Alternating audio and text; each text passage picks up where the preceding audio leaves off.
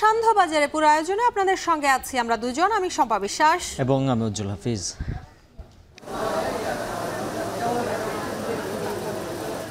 বিগত সরকার আমাদের এই স্বাস্থ্য খাতকে জানাজা করে দাফন কাফনও সম্পন্ন করে দিয়েছেন। ভঙ্গুর যে স্বাস্থ্য খাতটি সেটিকে আবার পুনর্জীবিত করতে হলে আমাদের ইনক্লুসিভ বিভিন্ন ডিসিশন প্রয়োজন।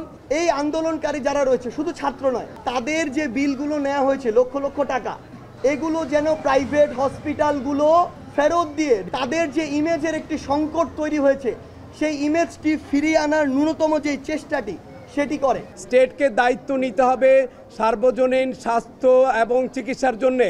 কোনো মানুষেরই নিজের পকেট থেকে স্বাস্থ্য ব্যবস্থা দেওয়ার কথা না, এটি তার মৌলিক দায়িত্ব। প্রাইভেট হসপিটাল এবং গভর্নমেন্ট হসপিটালে কোনো নাগরিককে যাতে কোনো অর্থ দিতে না হয়।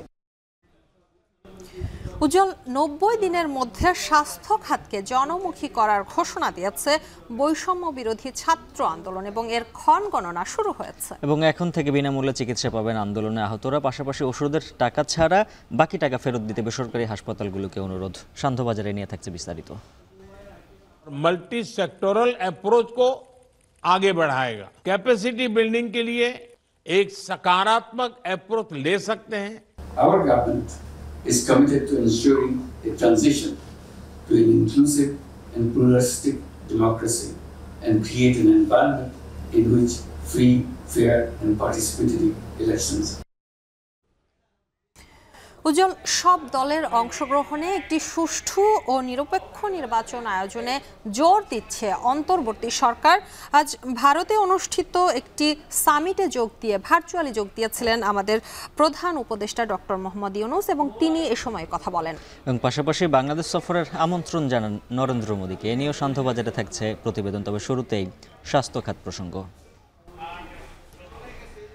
আগামী 90 দিনের মধ্যেই স্বাস্থ্য খাতকে জনমুখী করবে সরকার। অন্তর্বর্তী সরকারের এই উদ্যোগের ক্ষণগণনা শুরু করেছে বৈষম্য বিরোধী ছাত্র আন্দোলন। বিকেলে রাজধানীর কুর্মিটোলায় স্বাস্থ্য অধিদপ্তরের সঙ্গে যৌথ ব্রিফিংয়ে ওষুধের খরচ ছাড়া বাকি টাকা ফেরত দিতে বেসরকারি হাসপাতালগুলোকে অনুরোধ করেন সমন্বয়করা। জানানো হয় এখন থেকে সরকারি বেসরকারি হাসপাতালে বিনামূল্যে চিকিৎসা দেয়া হবে।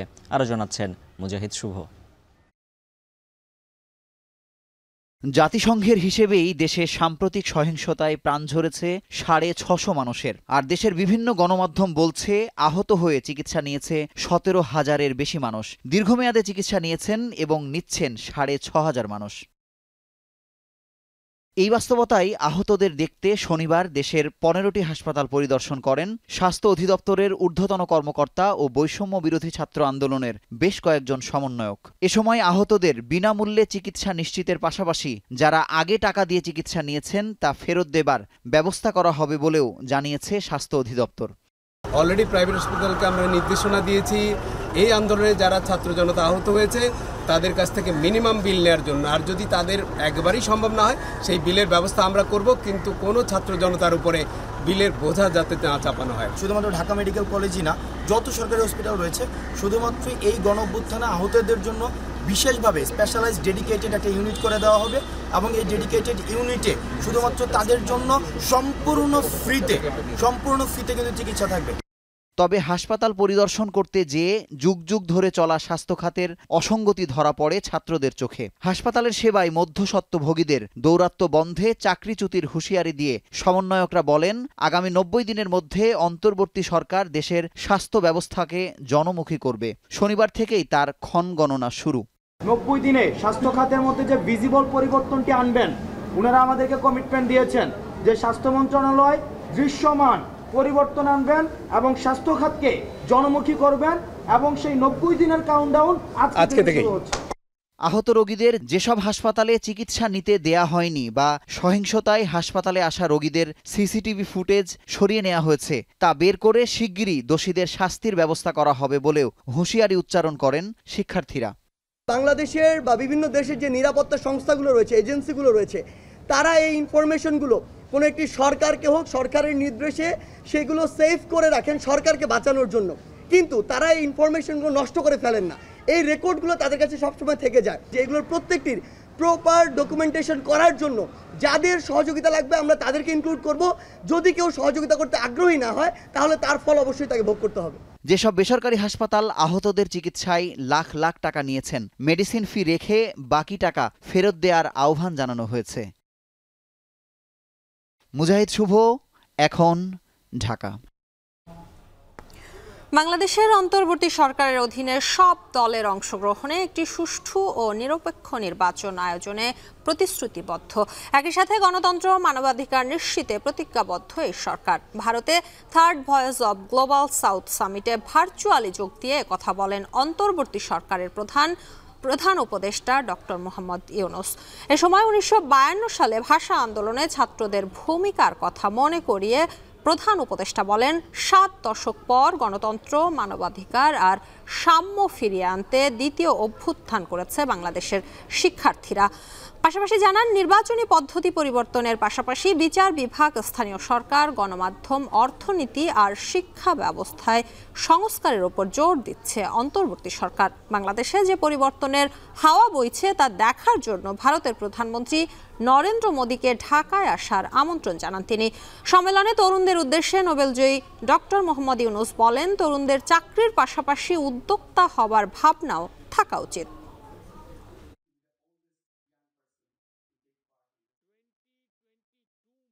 Our young generation have impressed upon the people of their aspirations for a revolutionary change, restoration of all institutions of the state to ensure democracy and human rights through a meaningful reform. Our government is committed to ensuring a transition to an inclusive and pluralistic democracy and create an environment in which free, fair and participatory elections can be held. Just because they are prepared by an education system in all our countries to get ready for jobs, their creative capacities are forgotten. Yet, all human beings are born as creative beings. They are natural entrepreneurs. But our education systems and financial system are built only for creating job seekers and providing jobs for them. We have to redesign our system. We hope we can do it together in the global south, which is rich with fantastically creative young population. Combining entrepreneurship with social business can create miracles. আন্দোলন সংগ্রাম সহ পৃথিবীর সকল লড়াইয়ে কাঁধে কাঁধ মিলিয়ে পুরুষের পাশাপাশি অবদান ছিল নারীদের। এর বাইরে নয় বাংলাদেশও। এবারের বৈষম্য বিরোধী আন্দোলনে নারীরা ছিলেন অদম্য ও অপ্রতিরোধ্য। সেসব নারী শিক্ষার্থীদের সংগ্রামের দিনগুলোর কথা তুলে ধরছেন সহকর্মী মেহরিন আনি।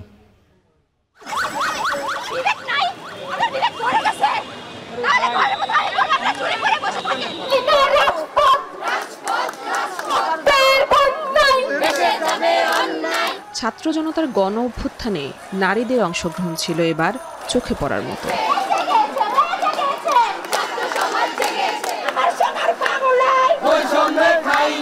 বিপ্লবের স্লোগানে উচ্চকিত কণ্ঠস্বর যেমন ছিল, তেমনি রাস্তায় দেয়ালে গ্রাফিতি, চিত্রাঙ্কনেও ছিল কাঁধে কাঁধ মেলানো উপস্থিতি। বৈষম্য বিরোধী আন্দোলনে সাম্যের এক উজ্জ্বল দৃষ্টান্ত হয়ে রইল এটিও। 17 তারিখ যখন বিশ্ববিদ্যালয়ের হলগুলো বন্ধ ঘোষণা করা হয়, ছেলেরা দুপুর থেকেই হল ছেড়ে যাওয়া শুরু করে। কিন্তু আমরা যে 5 হলের মেয়েরা ছিলাম, তারা কিন্তু হল একদম দাঁত কামড়ে হলে পড়েছিলাম। ছেলেদের একটা গণগ্রেফতারের ভয় ছিল, ছেলেদের উপর নির্যাতনটা অনেকখানি বেশি হচ্ছিল। এখানে মানে নারীদের একটা বিশাল পার্টিসিপেশন। সব মেয়েরাই আস্তে আস্তে সে যে জেলা শহরে থাকে সেখানে প্রোগ্রামগুলো অ্যাটেন্ড করা শুরু করে। আমি যেহেতু ঢাকায় ছিলাম, আমি ঢাকার আশপাশের প্রোগ্রামগুলো অ্যাটেন্ড করা শুরু করি। এ ধরনের আস্তে আস্তে মানুষ যখন তার ভয়টা ভেঙে একটু একটু করে বের হইতে থাকে, তখন কিন্তু একটা গতি তৈরি হয়ে যায়। নারীদের অংশগ্রহণ অভূতপূর্ব ছিল। সবাই নিজের বোনের মতো সবাই সবার পাশে থেকেছে। আর আমি যতদূর দেখেছি, ভেতরে সবাই খুব আগ্রহী ছিল যে সমতার সংগ্রামটা যেন সফল হয়।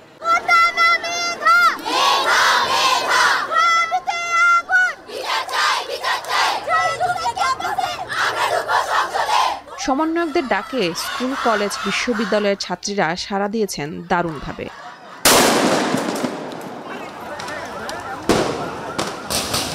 বুলেট বোমার সামনে ছিলেন নির্ভীক, নেতৃত্ব দিয়েছেন সামনে থেকে।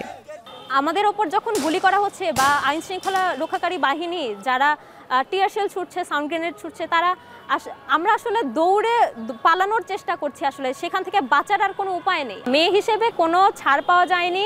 আমরা ছিলাম নিরস্ত্র, আমরা সাধারণ শিক্ষার্থী ছিলাম, আমরা যৌক্তিক দাবি নিয়ে দাঁড়িয়েছিলাম। যখন বড় বড় ইট পাটকেল দিয়ে মেয়েদেরকে আঘাত করা হচ্ছে, মাথা ফাটিয়ে দেওয়া হচ্ছে, এখন পর্যন্ত আমি ওই ট্রমা থেকে উঠতে পারি না। পুলিশ অ্যাটাক করতেছিল, তারপরে ছাত্রলীগের নেতারা অ্যাটাক করতেছিল, তারপরে ওনারা ভাড়া সন্ত্রাস নিয়ে অ্যাটাক করছিল।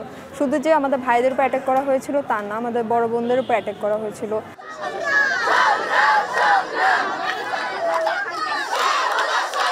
কোটা পুনর্বহালের বিরুদ্ধে প্রতিবাদ থেকে আন্দোলনে রূপ নেয়ার এই মিছিলে ঘরের বাধাও সহজেই ডিঙিয়েছেন অংশ নেয়া মেয়েরা।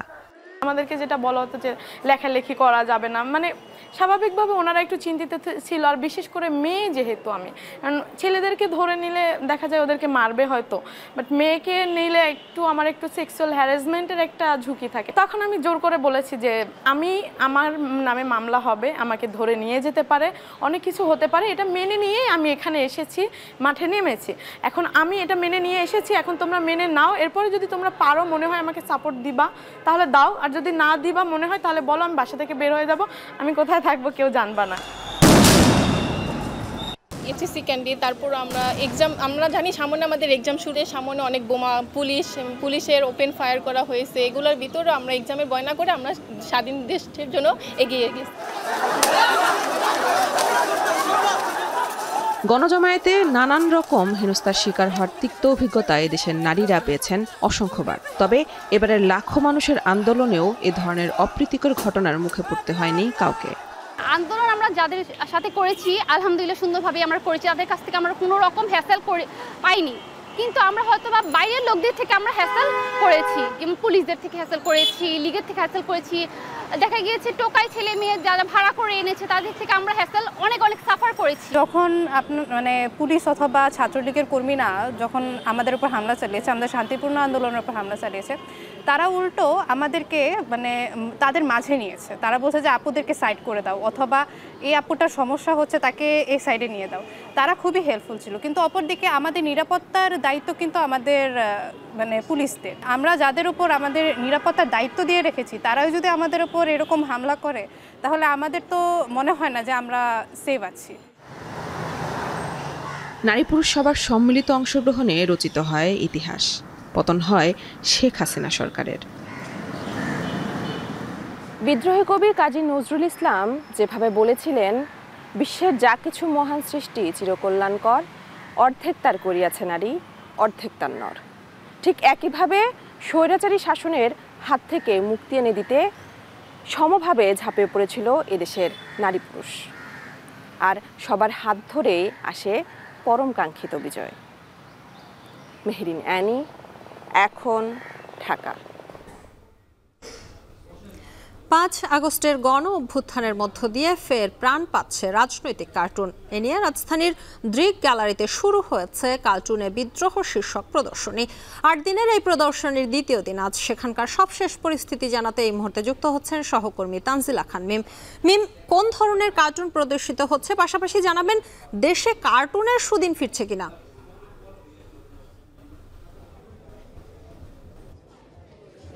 শম্পা, এই যে আপনি শেষ যে প্রশ্নটি করলেন সেটি দিয়ে শুরু করতে চাই।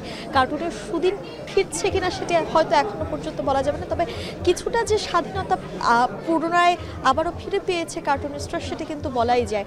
আর তারই পরিপ্রেক্ষিতে এই যে 300টিরও বেশি ছবি নিয়ে কিন্তু রাজধানীর দৃক গ্যালারিতে এই চিত্রগুলো প্রদর্শিত হয়েছে, যে চিত্রগুলো আমরা আসলে সামাজিক যোগাযোগ মাধ্যম থেকে শুরু করে রাজধানীর বিভিন্ন দেয়ালে গ্রাফিতের মাধ্যমেও দেখেছি, যেগুলো গত 1 মাস বৈষম্য বিরোধী ছাত্র আন্দোলনের ছাত্ররা যে আন্দোলন করেছিল সেই আন্দোলনেও আমরা দেখেছি সবচেয়ে বহুল প্রচলিত যে কথাগুলো জেনারেশন জেড, যেটিকে আসলে জেনজি বলা হয়ে থাকে, তারাও কিন্তু এই শব্দগুলো এই বাক্যগুলো ব্যবহার করেছে। সেগুলো নিয়েই কার্টুনিস্টরা সেই সময় তাদের মতো করে তাদের ভাষায় তারা রং তুলির মাধ্যমে ফুটিয়ে তুলে সেগুলো তারা তাদের মাধ্যমে প্রতিবাদ করেছিল। এবং এক একটি পেশার মানুষ কিন্তু প্রতিবাদ জানানোর ভাষা আসলে এক এক রকম। আমরা যেমন গণমাধ্যমে কাজ করি, আমাদের প্রতিবাদ জানানোর ভাষা যেমন আমাদের প্রতিবেদন তৈরির মধ্য দিয়ে বা অন্য যে কোনো কিছু লেখালেখির মধ্য দিয়ে হতে পারে, কিন্তু যারা শিল্পী রয়েছেন তারা কিন্তু রং তুলির মধ্য দিয়েই প্রকাশ করে থাকেন। এবং আমরা আসলে আগে সংবাদপত্রে কিংবা বিভিন্ন ম্যাগাজিনে, টেলিভিশনের পর্দায়ও আমরা এরকম কার্টুনিস্টদের অনেক প্রতিবাদী কার্টুন আমরা দেখেছিলাম। কিন্তু গত 15 বছরে 15 বছরের কথা যদি বলি, সেক্ষেত্রে যে সরকার ছিলেন সেক্ষেত্রে কার্টুনিস্টরা যেটা বলছিলেন যে তারা অনেকটাই কিন্তু বাধার মুখে পড়েছিলেন। তাদের যে স্বাধীনভাবে কার্টুন আঁকা কিংবা কার্টুনের প্রতিবাদ করা, কার্টুনে বিদ্রোহ করা, সেটি কিন্তু তারা আসলে টেলিভিশন, সামাজিক যোগাযোগ মাধ্যম, পত্রিকা কোনো জায়গায় অফিসিয়ালি করতে পারেননি। সেটি আবার আসলে ফিরে পেয়েছে বা ফিরে যেন পায় আগের মতো করে, যেন তারা তাদের ভাষাগুলো সাধারণ মানুষের কাছে পৌঁছে দিতে পারে কিংবা তারা তাদের কার্টুনের মধ্যে দিয়ে একটি বার্তা আসলে বিভিন্ন রাজনৈতিক দল কিংবা রাজনৈতিক ব্যক্তিবর্গদের কাছে পৌঁছে দিতে পারে। সেই চেষ্টা কিংবা সেই প্রত্যাশা কিন্তু তারা করে থাকছেন। এবং যারা আয়োজকরা রয়েছেন তারা বলছিলেন যে সকল পেশারই একটি স্বাধীনতা রয়েছে, তাদেরকে আসলে সেই স্বাধীনভাবে কাজ করতে দেওয়া খুবই জরুরি। বিশেষ করে তারা যদি আসলে শিল্পকর্মের সঙ্গে জড়িত থাকে, কার্টুনিস্টরা যারা চিত্রকর্মের সঙ্গে জড়িত রয়েছে, তাদেরকে তাদের পেশায় আসলে স্বাধীনতাটা অনেক বেশি জরুরি। এবং সেই স্বাধীনতাটা যদি দেওয়া হয় সেটি আসলে সমাজের জন্য এবং সর্বোপরি দেশের জন্যই, কিন্তু দেশের মানুষের জন্যই সেটি ইতিবাচক হবে। শম্পা, এই ছিল আমার কাছে এখন পর্যন্ত দৃক গ্যালারি থেকে সর্বশেষ। রাজনৈতিক কার্টুন নিয়ে রাজধানীর দৃক গ্যালারিতে শুরু হয়েছে কার্টুনে বিদ্রোহ শীর্ষক প্রদর্শনী। সেই খবরাখবর জানাচ্ছিলেন সহকর্মী তানজিলা খান মিম। দেখছেন শান্তবাজার। চাকরি স্থায়ীকরণের দাবিতে বিক্ষোভ করছে বিভিন্ন প্রতিষ্ঠানে আউটসোর্সিংয়ের ভিত্তিতে কর্মরত তৃতীয় ও চতুর্থ শ্রেণীর কর্মচারীরা। প্রতিষ্ঠানে বেতন বৈষম্য থেকে শুরু করে অন্যান্য সুবিধা বঞ্চিত হচ্ছেন বলেও অভিযোগ তাদের। শিগগিরই আউটসোর্সিং প্রথা বাতিলের দাবি কর্মচারীদের। আরও জানাচ্ছেন রকিবুল রাহাত। সরকারি, আধা সরকারি বা স্বায়ত্তশাসিত প্রতিষ্ঠানে শূন্য পদের ভিত্তিতে কয়েকটি পদ্ধতিতে নিয়োগ দিয়ে জনবল পূরণ করা হয়। সেক্ষেত্রে 16 থেকে 20তম গ্রেডে অধিকাংশের নিয়োগ হয় আউটসোর্সিং প্রক্রিয়ায়। এই পদ্ধতিতে সারা দেশের সকল দপ্তর, অধিদপ্তর ও প্রতিষ্ঠানে প্রায় 8.5 লাখ জনবল কর্মরত।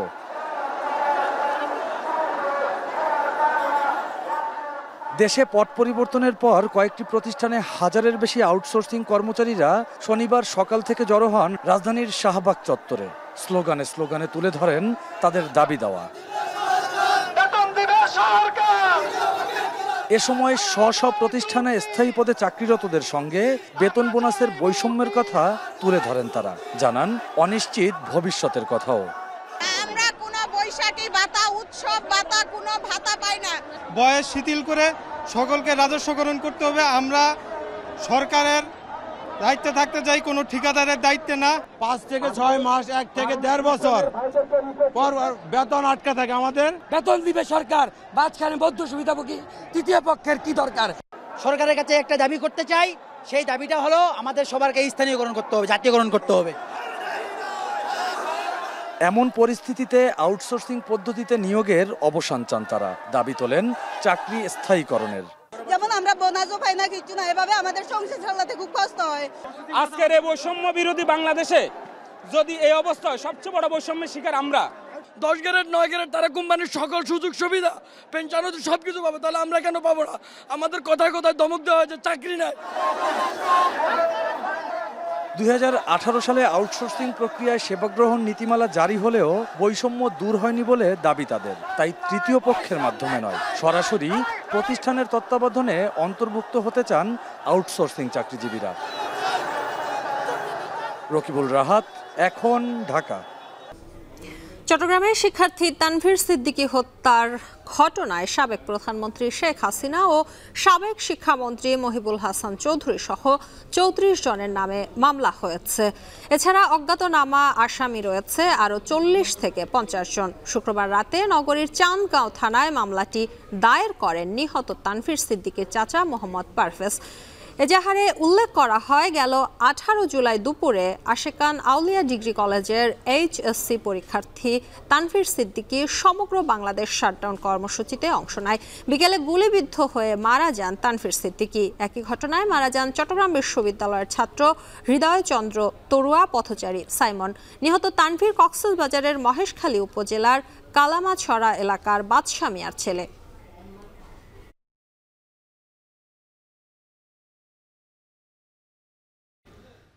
বিএনপির স্থায়ী কমিটির সদস্য হাফিজউদ্দিন আহমেদ জানিয়েছেন, চিকিৎসার জন্য দলের চেয়ারপারসন বেগম খালেদা জিয়াকে বিদেশে পাঠানো হবে। সুস্থ হয়ে দেশে ফিরে আগামীতে দেশের প্রধানমন্ত্রী নির্বাচিত হবেন বলে আশা করেন তিনি।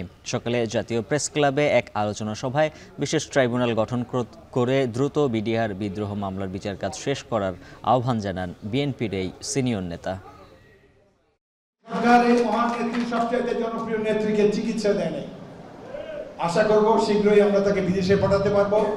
তিনি পরিপূর্ণ সুস্থ হয়ে দেশে আসবেন এবং আগামী দিনে নির্বাচনের পরে এই দেশের প্রধানমন্ত্রী হবেন। শেখ হাসিনা ইতিহাসে সবচেয়ে বড় ঘাতক।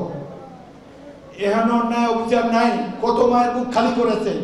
আমরা এই সভা থেকে দাবি করব তাকে বাংলাদেশে ফিরিয়ে এনে বিচার করতে হবে। ভারতকে বলবো, যদি বন্ধুত্ব করতে চান তাকে বাংলাদেশে ফেরত পাঠান। তার বিরুদ্ধে হত্যা মামলা রুজু হয়েছে, আরো বহুত হবে। বিএনপি ক্ষমতায় গেলে আপনাদের সাথে বন্ধুত্বের সম্পর্ক থাকবে। এদিকে বিডিআর বিদ্রোহের শহীদ পরিবারের সদস্যরা দাবি করেছেন, এ ঘটনা কোনো বিদ্রোহ নয়, ছিল পরিকল্পিত হত্যাযজ্ঞ। আর এতে জড়িত ছিলেন সাবেক প্রধানমন্ত্রী শেখ হাসিনা, মেয়র শেখ ফজলে নূর তাপস সহ আরও অনেকে। দুপুরে রাজধানীর মহাখালীতে একটি হোটেলে বিডিআর বিদ্রোহে হত্যাকাণ্ডে নিহত সব সেনা ও বেসামরিক ব্যক্তিদের স্বজনেরা সংবাদ সম্মেলনে এ দাবি করেন। এ সময় 3 দফা দাবি পেশ করে তারা বলেন, কর্তৃত্ববাদী সরকারের পতনের মাধ্যমে বাক স্বাধীনতার স্বাদ পাওয়া গেছে। এ অবস্থায় শহীদ সেনাদের নামে 15 বছর ধরে হয়ে আসা অপপ্রচার বন্ধ ও সঠিক ইতিহাস প্রচারও জরুরি। বিগত সময়ের তদন্ত প্রত্যাখ্যান করে নতুন করে স্বাধীন কমিশন গঠন করে পুনরায় তদন্ত করার দাবিও জানান তারা। যারা বিপদগামী ছিল সবাই ছিল না, হয়তো হাতে গড়া কয়েকজন ছিল। ওই সৈনিকরা আমার বাবাকে লোহার স্ট্যান্ড দিয়ে পেটের মধ্যে বিভিন্নভাবে ক্ষত বিক্ষত করে পরে ব্রাশ ফায়ার করে আমার বাবাকে হত্যা করে। ন্যায় বিচারের আলোকে আমরা শহীদ পরিবার বর্গ মনে করি যে হাইকোর্ট ডিভিশনের রায় মোতাবেক 3 জন জজ যে ইনকোয়ারি কমিশনের কথা বলেছে, অবিলম্বে সেই ইনকোয়ারি কমিশন গঠন করতে হবে। আমরা শহীদ পরিবার হিসেবে মনে করি যে নির্দোষ বিডিআর সৈনিক যারা এখন জেল খাচ্ছে, সুষ্ঠু তদন্তের মাধ্যমে যেন তাদের মুক্তি দেওয়া হয়। সন্ধ্যাবাজারে নিচ্ছে একটা বিরতি, ফিরছি একটু পর।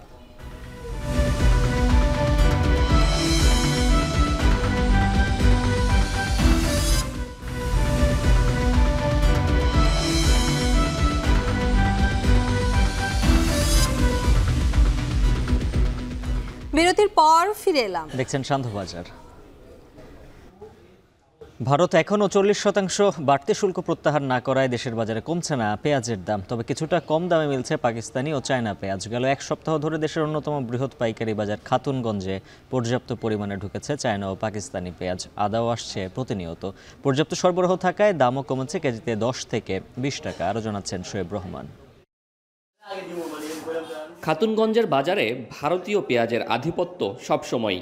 বিশেষ করে চট্টগ্রামের মানুষ এই পেঁয়াজটি পছন্দ করে। তবে গেল 1 বছর ধরেই ভারতীয় পেঁয়াজের দাম স্বাভাবিকের চেয়ে দ্বিগুণের বেশি। মূলত গেল বছর আগস্টে ভারত পেঁয়াজ রপ্তানিতে 40% বাড়তি শুল্ক আরোপ করে। এরপর থেকেই আমদানিতেই এই পেঁয়াজের দাম বেড়ে গেছে। দেশি ও ভারতীয় পেঁয়াজের দাম বেশি হওয়ায় অনেকেই বিকল্প খুঁজছিলেন। কিছু ব্যবসায়ী সে সময় পাকিস্তান, চায়না থেকেও পেঁয়াজ আমদানির উদ্যোগ নেন। অবশেষে সেসব পেঁয়াজ বাজারে এসেছে। বিক্রি হচ্ছে ভারতীয় পেঁয়াজের চেয়ে কম দামে। চাহিদাও বেশ ভালো। চাহিদা এখন পাকিস্তানটা একটু বেশি, যেহেতু রেটে কম পাচ্ছে। আর আমাদের ভারতীয় পেঁয়াজ তো এখানে আপনার একটু দাম বেশি, সেই হিসেবে পাকিস্তানি পেঁয়াজটা একটু চাহিদা বেশি। দাম কমেছে আদারও। রাজনৈতিক পট পরিবর্তনের পর ধীরে ধীরে ব্যবসা বাণিজ্য স্বাভাবিক হতে শুরু করায় বেড়েছে পণ্য সরবরাহ। প্রতিদিনই নতুন পণ্য ঢুকছে বাজারে। সরবরাহ বাড়ায় পণ্যটির দাম কমেছে কেজিতে 10 থেকে 20 টাকা পর্যন্ত। খাতুনগঞ্জে আদার দাম বর্তমানে 210 থেকে 220 টাকা। সপ্তাহে 220 টাকা 25 টাকা বিক্রি করছে। এগুলো এখন আপনার 215 টাকা কোয়ালিটি অনুযায়ী। স্থিতিশীল আছে রসুনের বাজার। পর্যাপ্ত আমদানি আছে, তবে বেচা বিক্রি কিছুটা কম। ফলে দামে বড় কোনো হেরফের হয়নি। গেল 1 সপ্তাহ ধরেই পণ্যটি বিক্রি হচ্ছে 170 থেকে 180 টাকায়। বেশিরভাগ রসুন খাই আপনাদের চায়না রসুনটা। দাম বাড়তেছেও না কমতেও না, এই গত 2 সপ্তাহ ধরে একই দামে আছে, 175 টাকা বিক্রি করতেছে। বর্তমানে আপনার 170-72 টাকা, আপনার যে ইম্পোর্ট করতেছে তারাও পড়তাও 170-এর উপরে। সেক্ষেত্রে মানে আমদানি এর সাথে বাজারের রেটটা সামঞ্জস্য আছে, আর যেটা এফেক্ট হয়েছিল সেটা 2-1 দিনের ভিতরেই ঠিক হয়ে গেছিল। সেই জন্য আপাতত তেমন কোনো একটা নাই, মার্কেটে পর্যাপ্ত মালও আছে। পরিস্থিতি স্বাভাবিক হলেও মাসের অর্ধেকটা চলে যাওয়ায় বেচাবিক্রি আশানুরূপ হচ্ছে না বলে দাবি খাতুনগঞ্জের ব্যবসায়ীদের। আর কিছুদিন পর থেকে পুরোদমে বেচাবিক্রি শুরু হবে বলে আশা তাদের। শোয়েব রহমান, এখন চট্টগ্রাম। দেখছেন শান্তবাজার।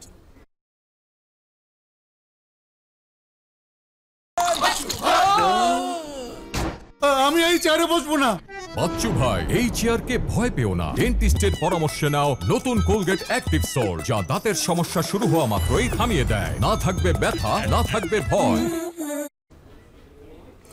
বরিশাল শের-ই-বাংলা মেডিকেল কলেজ হাসপাতালে প্রতিদিন বাড়ছে রোগীদের ভিড়। দীর্ঘ লাইনে দাঁড়িয়ে অনেক সময় সেবা না নিয়েই ফিরে যেতে হচ্ছে তাদের। এছাড়া শয্যা সংকটে মেঝেতে থাকছেন অনেক রোগী। বাড়তি চাপ সামাল দিতে হিমশিম খেতে হচ্ছে নার্স ও চিকিৎসকদের। অমিত হাসানের প্রতিবেদনে বিস্তারিত।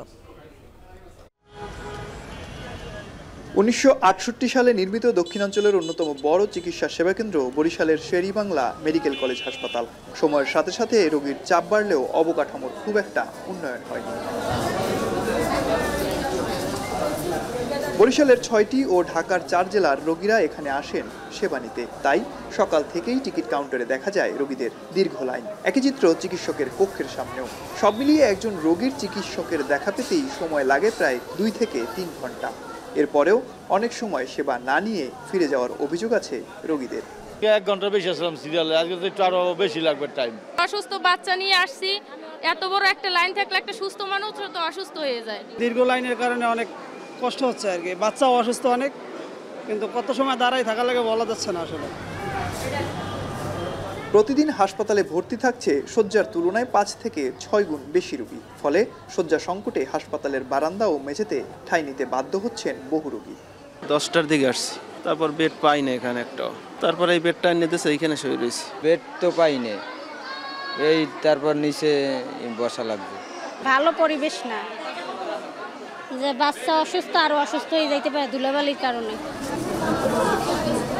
এদিকে চিকিৎসক সংকটে রোগীর চাপ সামাল দিতে হিমশিম অবস্থা সংশ্লিষ্টদের।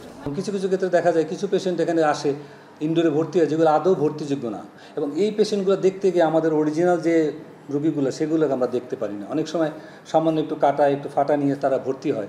তো সেক্ষেত্রে আসলে এগুলো ক্যাজুয়ালিটিতে বা ইমার্জেন্সিতে ম্যানেজ করা সম্ভব, যদি সেরকম ইমার্জেন্সি ব্যবস্থাপনা বা ক্যাজুয়ালিটি ব্যবস্থাপনা থাকে।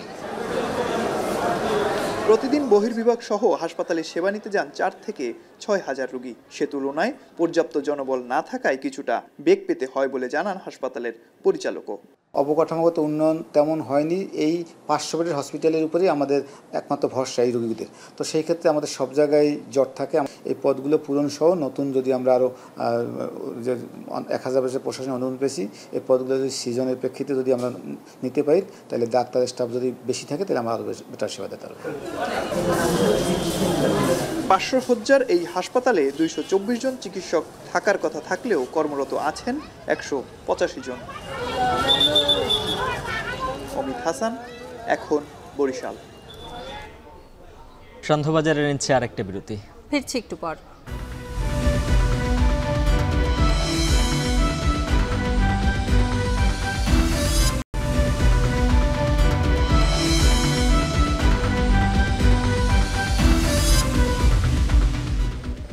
বিরতির পর ফিরে এলাম। দেখছেন শান্তবাজার। নারী নির্যাতন ও ধর্ষণের মতো অপরাধ দমনে কেবল সাজা বাড়ানো কিংবা কঠোর আইন প্রণয়নই যথেষ্ট নয়, প্রয়োজন সামাজিক মূল্যবোধের বিকাশ ও চিন্তাধারা পরিবর্তন। একই সঙ্গে এ ধরনের অপরাধের ক্ষেত্রে দ্রুত সাজা কার্যকর করা না গেলেও পরিস্থিতির উন্নতি হবে না বলে মত অপরাধ ও আইন বিশেষজ্ঞদের। আরও জানাচ্ছেন অন্যয় কর্মকার। কলকাতার আরজিকর হাসপাতালের এক নারী চিকিৎসককে ধর্ষণের পর হত্যার ঘটনায় ক্ষোভের আগুনে ফুঁসছে গোটা ভারত। বিক্ষোভ ছড়িয়ে পড়ছে একের পর এক রাজ্যে। নৃশংস ওই হত্যার ঘটনার প্রতিবাদ ও সুষ্ঠু বিচারের দাবিতে চিকিৎসক, মেডিকেল শিক্ষার্থীদের পাশাপাশি রাস্তায় নেমে বিক্ষোভ করছেন সর্বস্তরের মানুষ। আন্দোলনে যোগ দিয়েছে বিভিন্ন রাজনৈতিক দল, পেশাজীবী সংগঠন ও নাগরিক সমাজও। শুধু তাই নয়, এই ঘটনায় দায়িত্বে অবহেলা ও চিকিৎসকদের নিরাপত্তা নিশ্চিতে ব্যর্থতার অভিযোগে রাজ্যের মুখ্যমন্ত্রী মমতা বন্দ্যোপাধ্যায়ের পদত্যাগের দাবিও তুলছেন অনেকে। এই যখন অবস্থা, তখন অপরাধ বিশেষজ্ঞ ও আইনজ্ঞরা বলছেন কেবল কঠোর আইন প্রণয়ন ও সাজা ঘোষণা করে নারী সহিংসতা ঠেকানো সম্ভব নয়। নারী নির্যাতন ও ধর্ষণের মতো অপরাধ দমনে সবার আগে প্রয়োজন সামাজিক মূল্যবোধের বিকাশ ও চিন্তাধারার পরিবর্তন। Increasing the sentence, making it much more severe would not make much of the difference. Unless either we are doing the societal improvement in terms of we are actually making the changes, mindset is changing. We are providing that kind of security which should be there. And top of it, whatever the punishment may be, there has to be a fast tracking of the whole process. 2002 সালে গুজরাট দাঙ্গার সময় গণধর্ষণের শিকার এক মুসলিম নারীর পক্ষে আইনি লড়াই চালিয়ে যাওয়া এই আইনজীবীর মতে নারী সহিংসতা রোধে অবশ্যই কঠোর আইন ও সর্বোচ্চ শাস্তি নিশ্চিত করা প্রয়োজন। তবে তার চেয়েও বেশি জরুরি দ্রুততম সময়ে সাজা কার্যকর করা, বিচার প্রক্রিয়ার চূড়ান্ত ধাপ নিশ্চিত করা। Maybe punishment certainly is needed, has to be a very harsh punishment, but at the same time the execution, the final culmination of the punishment should take place. As a country, we have to promise to our society, to our women, that we are not tolerating such offences, such crime, and we would be punishing them the fastest possible way out. বিশেষজ্ঞদের মতে নারী সহিংসতা রোধে কেবল কোনো একটি অপরাধ সংঘটিত হওয়ার পর বিচারের দাবিতে আন্দোলন নয়, প্রয়োজন সবসময় সংঘবদ্ধভাবে এর বিরুদ্ধে সোচ্চার থাকা। দেশের যে কোনো স্থানে নারীদের নিরাপত্তা নিশ্চিত করতে হবে। একজন নারী ঘর থেকে বের হয়ে যেন নিরাপদে ঘরে ফিরে আসতে পারে, সেটি সবার কাম্য। আর এই জন্য প্রয়োজন সামাজিক আন্দোলন। অন্যয় কর্মকার, এখন বিশ্ব। শান্ত বাজারে পর্যায়ে নিচ্ছি আরো একটি বিরতি, ফিরছি একটু পর।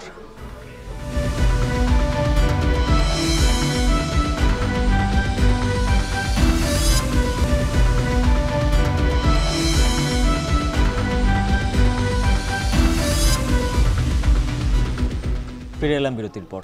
আপনারা দেখছেন শান্ত বাজার। খেলার প্রসঙ্গ। প্রথম আদিবাসী ক্রিকেটার হিসেবে জাতীয় অনূর্ধ্ব 19 ক্রিকেট দলে অনিক দেব বর্মন খেলতে চান বাংলাদেশ জাতীয় দলেও। বিভাগীয় পর্যায়ে বয়স ভিত্তিক ক্রিকেট খেলার সময় অনূর্ধ্ব 19 দলের পেস বোলিং কোচ নাজমুল হোসেনের নজরে পড়েন এই তরুণ ক্রিকেটার। আরিফুল ইসলাম সাহাবের প্রতিবেদনে বিস্তারিত। ক্রিকেটে অনেক হামজাগো আর আং ভবিষ্যৎ বাংলাদেশ টিমঙ্গ থুংলান মুসুঙ্গ আনি আমার স্বপ্ন যতন লাগালাম আশীর্বাদ দেওয়া। ভাষার নাম ককমোরক। যিনি কথা বলছেন তার নাম অনিক দেব বর্মন। স্বপ্ন দেখেন বাংলাদেশের জাতীয় দলের ক্রিকেটার হবার। জাতীয় ক্রিকেট দলের হয়ে দেশের প্রতিনিধিত্ব করার স্বপ্ন বাংলাদেশের হাজারো তরুণ ক্রিকেটারের, যাদের অনেকেই স্বপ্ন পূরণে খেলছেন বয়সভিত্তিক পর্যায়ে। তবে এখন পর্যন্ত ক্রিকেটের জাতীয় পর্যায়ে দেখা মেলেনি কোনো আদিবাসী খেলোয়াড়ের। সেই জায়গাটাই নিতে চান অনিক দেব বর্মন, যিনি এখন খেলছেন অনূর্ধ্ব 19 দলে। তরুণ বয়সেই বোলিংয়ে দারুণ গতি ও সুইংয়ের কারণে বাংলাদেশের ঈশান্ত শর্মা উপাধি পেয়েছেন অনিক বর্মন। নামটা দিয়েছেন অনূর্ধ্ব 19 দলের পেস বোলিং কোচ ও জাতীয় দলের সাবেক পেস বোলার নাজমুল হোসেন। বিভাগীয় পর্যায়ে বয়সভিত্তিক ক্রিকেট খেলার সময় অনিক বর্মনের বোলিং নজর কাড়ে কোচ নাজমুল হোসেনের। অতিবার ধরেন ভালো ওর যে সুইং বা পেস বা হাইট বা সব কিছু মিলে আমি কিন্তু অলরেডি আমি ঈশান্ত শর্মা ডাকা শুরু করছি।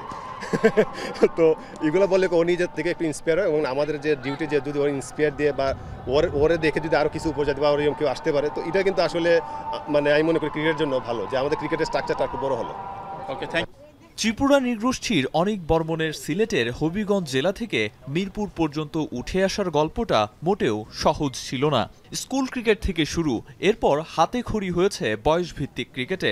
নিজের প্রথম ট্রায়ালে বাদ পড়েছিলেন, তবে দমে যাননি। অদম্য মানসিকতা আর শুভাকাঙ্ক্ষীদের সহযোগিতায় অব্যাহত রেখেছিলেন নিজের প্রচেষ্টা, যার ফলশ্রুতিতে জায়গা করে নিয়েছেন অনূর্ধ্ব 19 দলে। আন্ডার 16-তে আপনার 2019-20-এ ট্রায়াল দিয়েছিলাম, পরে আমি স্কোয়াডে নিইনি। পরে আমি আবার আপনার 2021-22-এ খেলছি স্কুল লিগ। খেলার পরে আমি ওখানে ভালো পারফরমেন্স করি। তারপরে স্যাররা বলে তুমি এজ লেভেলে নাম দিও। পরে আমি এজ লেভেলে নাম দিই। এখানে ট্রায়ালে আমি সিলেক্ট হই। তারপরে আমি ডিস্ট্রিক্ট লেভেলে খেলি হবিগঞ্জের টিম হয়ে। ডিভিশনে আমি সিলেক্ট হই, ডিভিশনে ভালো খেলি। তারপরে আপনার ওয়াইসেলে মোটামুটি ভালো করি। তারপরে আমাকে স্যাররা দেখে আমাকে চয়েস করে, তারপরে আমি আপনার 19-এ ক্যাম্পাস। কোচের কাছ থেকে ঈশান্ত শর্মা নামের উপাধি পেলেও হবিগঞ্জের এই তরুণ পেস বোলার তার আইডল মানেন জাতীয় দলের পেস বোলার তাসকিন আহমেদকে, আর দেশের বাইরে অনিক বর্মনের আইডল শোয়েব আক্তার ও অজি পেসার ব্রেট লি।